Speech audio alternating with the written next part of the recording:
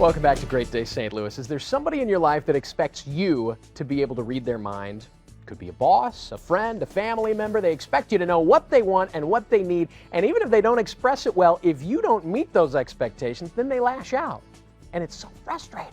How should you handle people like that? Therapist Justine Froelker joins us this morning. Ooh, man. I mean, I feel like this is, everybody's got at least one in their life. Oh, God. Right? Oh, yeah. And if I may be frank, it is just frustrating. It's frustrating when people don't tell us what they want and need clearly. And is that what's happening at the end of the day, I guess, is Yeah. they're just not successfully conveying their wants and needs? They're not successfully communicating it. And I think, I think more often it's probably with people close to you that you know, like, well, they've known me for so long, so they can read my mind. And thank God we cannot read each other's minds. I think the world would be a little bit messier if we could. Amen. But we still expect others, and then I think definitely we have people in our lives that expect that of us. So what can we do? Obviously, we can't control what they do. Nope. But what can we do to try to mitigate that? Well, I think first off, it's remembering that we can fall into that trap too. I mean, even in that simple example of when I look at my husband Chad and say, like, I told you that. No, you didn't. Yes, I did.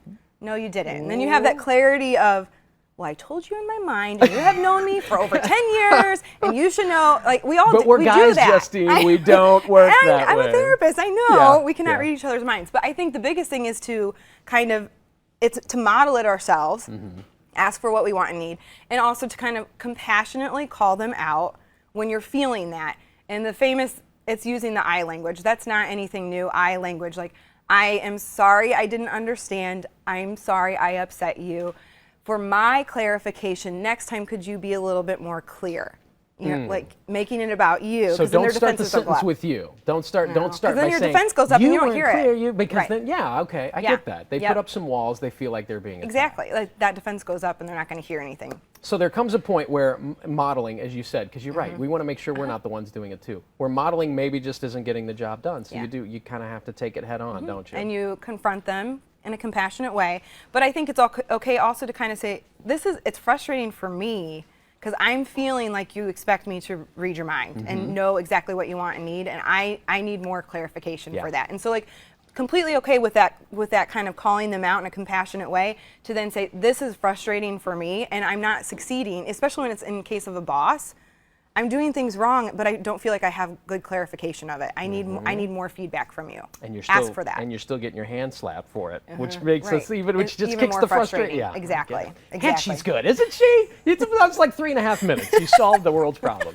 Thank you very much. You're welcome. We've posted a link to Justine's blog on our website, which would be greatdaystlouis.com. Those topics, by the way, guys, on her blog change all the time. There's always something good in And there I like, for you. Justine, how you said compassionately Yes. calling Yeah. them out. Call them out. But Well, and a lot of Softer. times a lot of times it's very innocent. I mean, we, like you said, I thought I told you in my mind. Exactly. We didn't, so you have to keep that in mind, that this person's not doing it to frustrate us. Right. We're just A